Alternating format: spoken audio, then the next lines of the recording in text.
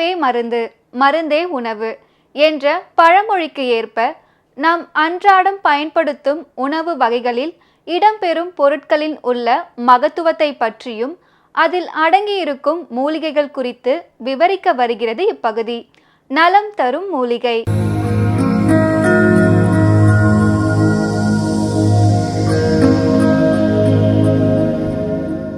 மக்கள் வணக்கம். உலக தமிழ் அறிவாளிகளே, சித்தர்களின் அருளால் நலமுடன் பல்லாண்டு வாழ்வோம். மக்கள் தொலைக்காட்சியில் புத்தம்புது காலை என்கின்ற நிகழ்ச்சியில் டிஎன்ஏ மெத்தலேஷன் இல்லாமல் இருப்பதற்கு ஒரு கிளர்ச்சி தேவை. கிளர்ச்சின்னா மகிழ்ச்சி. இந்த மகிழ்ச்சியை எப்படி உடலுக்குள்ளே ஒவ்வொரு அணுக்குள்ளேயும் புகுத்துவது, இதை பற்றி சித்தர்கள் ஆராய்ந்து அறிந்து அவர்கள் கண்டுபிடித்த ஒரு வழிதான் வாசி யோகம் என்கின்ற ஒரு மூச்சு பயிற்சி. வாசி யோகத்தினாலே ஒரு மகிழ்ச்சி கிடைக்குமா? அனுபவத்தை பார்த்தா தானே தெரியும். புள்ளினும் மிக்க புறவியை மேற்கொண்டால் கள் உண்ண வேண்டாம் தானே களி தரும். துள்ளி நடப்பிக்கும் சோம்பு தவிர்ப்பிக்கும் உள்ளது சொன்னேன் உணர்வாளருக்கே. திருமந்திரம் சொல்லுது. திருமந்திரம் சொல்றதெல்லாம் உண்மையான கேள்வி கேட்கறத விட திருமந்திரம் சொல்றதை பயிற்சி விட்டு பார்த்து அது உண்மையான நாம் அறிந்து கொள்ள வேண்டும். அடுத்தவர்கள் சொல்லி சொல்லி எல்லாத்தையும் தெரிந்து கொள்ள முடியாது. அப்போ திருமந்திரம் என்ன சொல்லுகிறது? புள்ளினும் மிக்க புறவியை மேற்கொண்டார். புல்லுன்னா பறவை. பறவையை விட வேகமாக பாய்ந்து போகிற புறவி குதிரை. இப்போது பறவை எங்கே போகிறது? காற்றிலே பறந்து போகிறது. புள்ளினி மிக்க புறவி, அந்த காற்று அந்த பறவையை விட வேகமாக செல்லக்கூடியது. புள்ளினும் மிக்க புறவியாகிய காற்றை மேற்கொண்டால் எப்படி இருக்குமா? கள்ளுண்ண வேண்டாம். கள்ளினாலே கிடைக்கிற போதை இல்லை, கள்ளுண்ண வேண்டாம் தானே களி தரும். துள்ளி நடப்புக்கும். இப்போ நமக்கெல்லாம் அந்த அனுபவம் இருக்கும். துள்ளி நடப்பிக்கிறதுங்கிறது சின்ன பிள்ளைகளாக இருக்கிற போது நம்ம வீட்டில் என்ன சொல்லுவாங்க, கடைக்கு போய் தான் வாங்கிட்டு வர சொல்லுவாங்க. இப்போ வாங்கிட்டு வர சொல்லும்போது ஒரு 8 அணா கொடுத்து வாங்கிட்டு வர சொன்னாங்கன்னா அதில் ஒரு 4 அணாவுக்கு நமக்கு எதையாவது வாங்கி சொல்லுவாங்க. இப்போ சந்தோஷமாயிடும். ஒரு மிட்டாய் வாங்கிக்கலாம், ஏதாவது ஒன்று இனிப்பு வாங்கிக்கலாம். உடனே கடைக்கு போவோம். எப்படி போவோம்? நடந்தால் போவோம், துள்ளி துள்ளி ஓடுவோம். அந்த வயது. இப்போ நம்ம போக சொன்னால் வேகமாக போக வேண்டியிருந்தால் கூட மெல்ல தான் போவோம், முடியாது.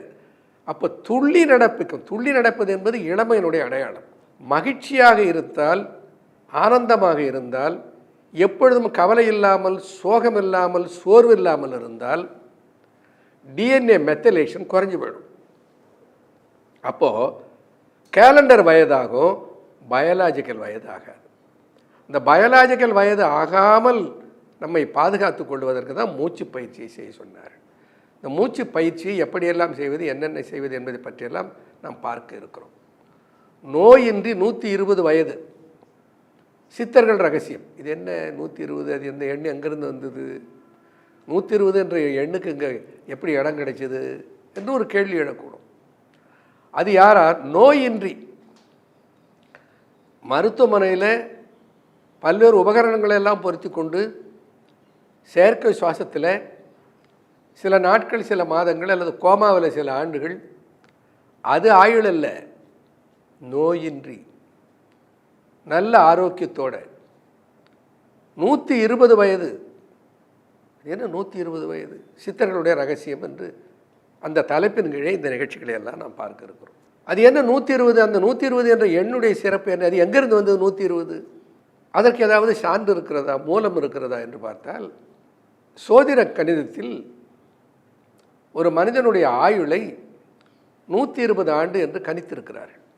ஒவ்வொரு கிரகமும் இவ்வளவு தசா புத்தியை உள்ளடக்கியது என்று சோதிட வல்லுநர்களுக்கு தெரியும். ஒவ்வொரு கிரகமும் இத்தனை ஆண்டு ஆயுளை ஒருவனுக்கு கொடுக்கிறது.